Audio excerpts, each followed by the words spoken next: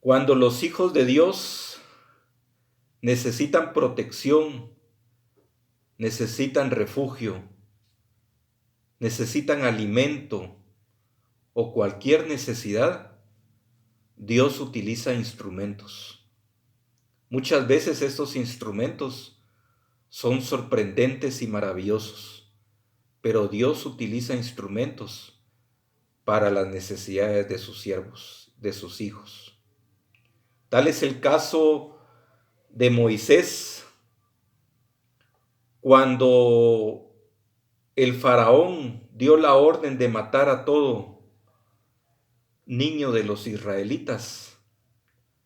El instrumento que Dios utilizó fue la propia hija del faraón, quien le dio refugio y le dio educación en toda su niñez. Cuando Sansón se enfrentaba a los filisteos, Dios, como instrumento, le dio una quijada de un asno para vencerlos. Cuando David se enfrentaba ante aquel gigante, Dios le dio como instrumento una honda y una piedra. Hablando del profeta Elías, el profeta Elías se sintió indignado ante el pecado del pueblo de Israel. Y en algún momento aquel celo que tenía por Dios, le pidió a Dios que suspendiera la lluvia por 3 años y medio. Siendo un varón justo, Dios escuchó su oración y le cumplió. Pero Dios le dio una orden. Eso lo encontramos en Primera Reyes, capítulo 17, versículo 3. Le dijo: apártate de aquí y vuélvete al oriente y escóndete en el arroyo de Querit. Vamos a hacer un pequeño paréntesis aquí, porque es importante ver de que Dios no solo le estaba dando refugio a Elías, sino que el hecho de apartarlo del pueblo de Israel implicaba también un juicio para el pueblo de Israel, porque no iban a tener a nadie a quien escuchar para arrepentirse de sus pecados. En Amós 8, 11 y 12 dice: he aquí vienen días, dice Jehová el Señor, en los cuales se enviará hambre a la tierra, no hambre de pan, ni sed de agua, sino de oír la palabra de Jehová. E irán errantes de mar a mar, desde el norte hasta el oriente, discurrirán buscando palabra de Jehová, y no la hallarán. Muchas veces cuando el hombre se ha apartado de Dios, a veces Dios se aleja o hace que sus siervos se alejen como parte de su juicio. Hoy día nosotros podemos ver que en las últimas décadas, quizás en las 2 o 3 últimas décadas, muchos siervos de Dios que predicaban la sana doctrina, poco a poco han sido llamados a la presencia de Dios. Pero también vemos que a medida que el mundo ha pecado cada vez más, cada vez que el mundo se envuelve más en un mundo de tinieblas, estos siervos ya no han sido reemplazados, sino todo lo contrario, cada vez surgen falsos profetas alejados totalmente de la verdad. Volviendo al pasaje del versículo 3, le dice a Elías: apártate de aquí. Es un llamamiento a la separación. El pecado abundaba en la tierra de Israel. Sin embargo, Dios le dice al profeta Elías, apártate de aquí. Tal como lo dice Efesios 5:11, que nos apartemos de toda obra de tinieblas. El cristiano no puede estar abrazando por momentos las cosas del mundo, sino que desde el momento que decidimos seguir a Cristo, tenemos que volver la espalda a todo lo que es del mundo. Pero hay algo importante en este pasaje, la obediencia de Elías. Ya habíamos dicho que Elías podría haber tenido un carácter fuerte, tenía poder por el hecho de haberse enfrentado ante el rey y decir lo que iba a pasar. No le tuvo miedo a todo el pueblo de Israel que estaba contra él. Sin embargo, Dios le manda algo y él lo obedece. Era obediente a Dios. Tal como lo dice en el versículo 3, leyéndolo nuevamente, dice, apártate de aquí y vuélvete al oriente y escóndete en el arroyo de Kerit que está enfrente al Jordán. El arroyo de Kerit. Un arroyo. ¿Por qué no lo puso en un río caudaloso con suficiente agua? ¿O por qué no lo envió a un lago donde iba a haber mucha más agua que la que había? Aquí encontramos una lección. Raramente Dios pone a sus siervos, muy raramente Dios pone a su pueblo en medio del lujo y de la abundancia como muchas veces se nos hace creer actualmente. Para un ejemplo tenemos a los apóstoles, a los discípulos. Ninguno de ellos tuvo su vejez o su muerte en el lujo y la abundancia. ¿Por qué? ¿Por qué hace Dios esto?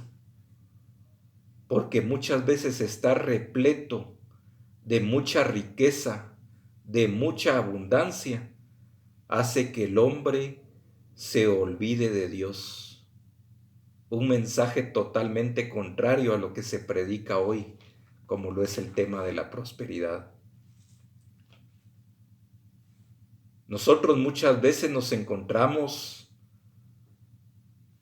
como Elías en un arroyo, como el arroyo de Kerit, que un día puede tener agua, pero de un momento a otro se puede terminar. Hoy brota agua, quizás mañana tal vez no. ¿Por qué Dios muchas veces nos pone en un arroyo? Porque nos está enseñando a no descansar en las bendiciones, a no descansar, a no confiar en ese sueldo, a no descansar, a no confiar en ese trabajo que estamos desarrollando, a no descansar, a no confiar en esa provisión que tenemos de la renta o del alimento que tenemos en nuestra bodega que está ahí, sino a confiar y a descansar en el dador de esas cosas. En pocas palabras, en no confiar en mi trabajo, en no confiar en mis fuerzas que yo estoy proveyendo, en no confiar en los recursos, el dinero que tengo en este momento en mi cuenta del banco, sino a confiar en el dador que da todo esto. Tengo un trabajo porque Dios me lo ha dado. Tengo alimento porque Dios me lo ha dado. Tengo quizás alguna cuenta en mi banco porque Dios lo ha permitido así. Sin embargo, siempre caemos ahí. ¿Por qué? Porque siempre nos preguntamos, ¿por qué no estamos en un río? ¿Por qué no tengo el trabajo que deseo, donde puedo tener el sueldo que deseo? ¿Por qué no tengo ahorita el dinero que quisiera tener? ¿Por qué Dios no me lo da? En Deuteronomio 32:15.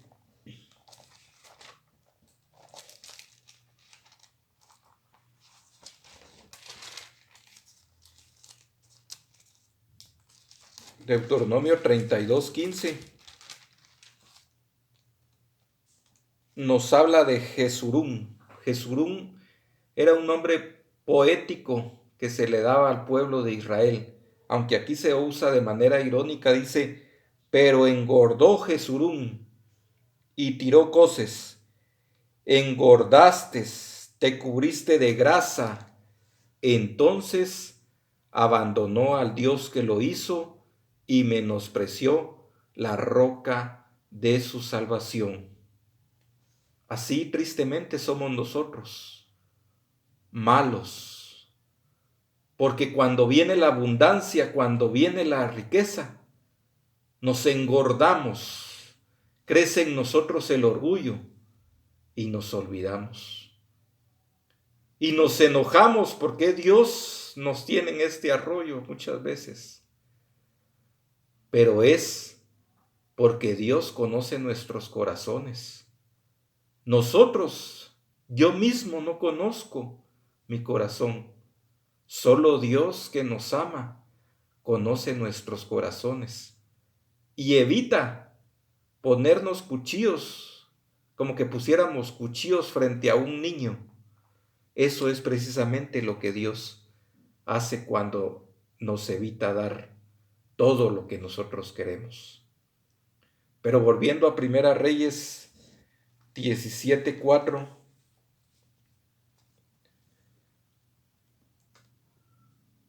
vamos a ver los instrumentos que Dios le dio a Elías. Y le dice, beberás del arroyo, y yo he mandado a los cuervos que te den ahí de comer. Dios proveyó al profeta Elías. Dios provee en este tiempo. Beberás del arroyo. Cualquiera dice, pero se puede secar. Pero es solo un arroyo. Pero hay sequía y no ha llovido y se va a secar. Sí, pero Dios así lo manda y sus mandamientos no se discuten, sino que se obedecen. Y ahí es donde debe de estar la confianza en Dios, esa confianza que tuvo Elías, a pesar de la vista, a pesar de que a la vista se pueda decir, no, esto es imposible, esto no puede ser, yo veo que no tiene solución. Dios así lo manda y se obedece.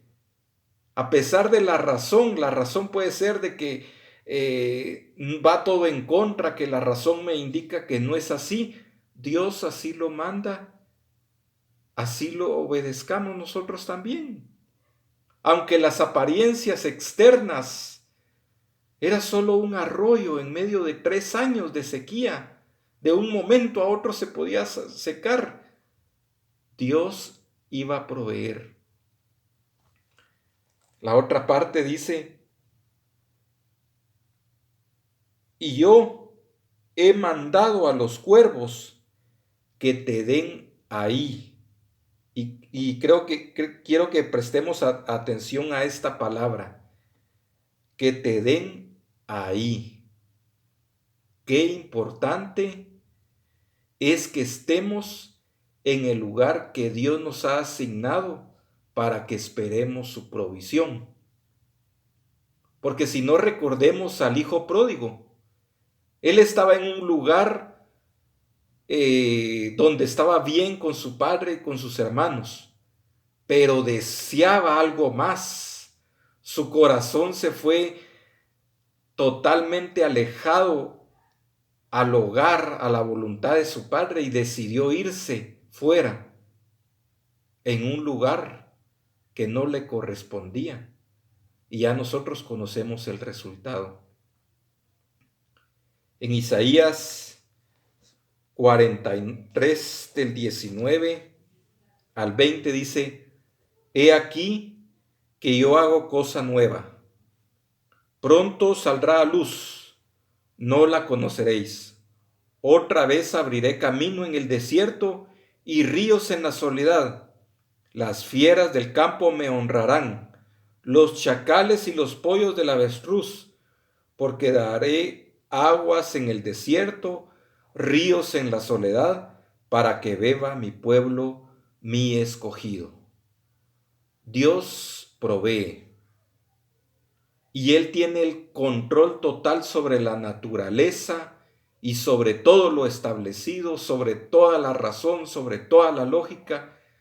Y aquí lo vemos con el profeta Elías. He mandado a los cuervos que te den de comer ahí. Sin embargo, en esta protección de Dios se da algo muy importante.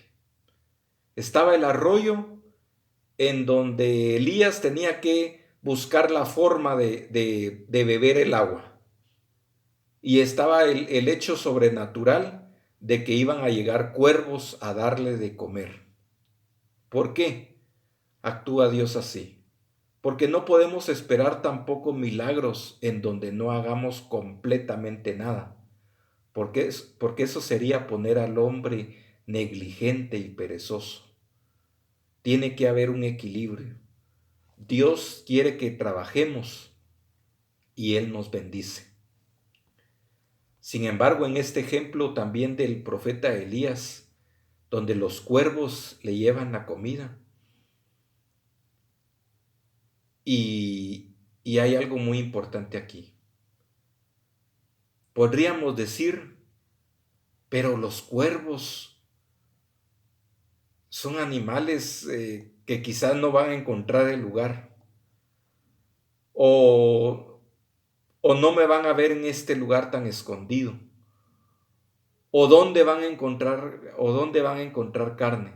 Sin embargo, ahí estuvo el profeta alimentado por muchos días, diariamente.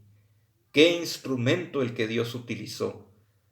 Podría en algún momento decir, pero si era tiempo de sequía y había mucha hambre por toda la tierra, los cuervos podían comerse esa poca carne que encontraran y ya no llevársela a Elías. O comerse ese poco pan que iban a encontrar, se lo iban a comer y ya no se lo iban a llevar a Elías. Pero aquí aprendemos que la confianza que Elías tenía no estaba en los cuervos. La confianza estaba en quien mandaba esos cuervos. Y eso nos enseña de que en el Creador tenemos que depositar nuestra confianza, no en las criaturas. Hoy el mundo, el pueblo de Dios, tiene muchas necesidades y Dios protege a su pueblo. Confiemos en Él y Él siempre nos provee. Él va a utilizar los instrumentos necesarios para protegernos, para proveernos, para cuidarnos, porque somos hijos amados para Él. No preguntemos qué instrumentos, no decidamos nosotros qué instrumentos queremos para que Él nos cuide. Simplemente confiemos en Él y Él enviará los instrumentos necesarios para cuidarlo a usted y a mí en todo momento y cada día. Que Dios le bendiga.